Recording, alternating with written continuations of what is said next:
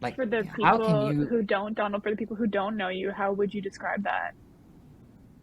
well, because and I can describe it. Thank you for asking, Jillian, because the first book is a person of faith. That the whole entire book, no matter what happens to the person, which is me, I have faith. In the second book, I lose faith.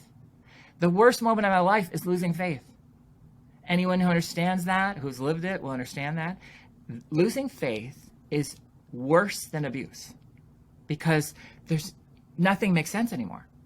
Whatever you got through, there was a reason, there was something that you believed in. So the second book, and that's just one part. I mean, there's 40 years, 5 mothers, like finding 4 more siblings. I mean, there's so many stories to Mm-hmm. the second book.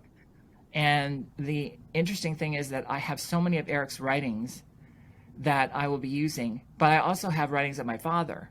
And I'm going to contrast the two Wow. because here's the soul that was destroyed by the abuser, who is full of hope and love, never gives up faith, wants to believe. And then the person who abused, when my younger siblings in the Philippines told him that Eric died, he said, well, it's the religion. No responsibility, no guilt. So I think people could study our story. It's a true Canadian story. It's a universal story, but it's specific to Canada.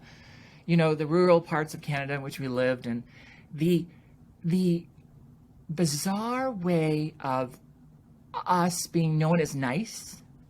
Do you know what? I mean, most people think I'm nice, even though I tell a true story. And do you know what I mean? So Yeah. there's that too. Not only was there faith, but there is this Canadian element of, well, we don't rock the boat, Mm-hmm.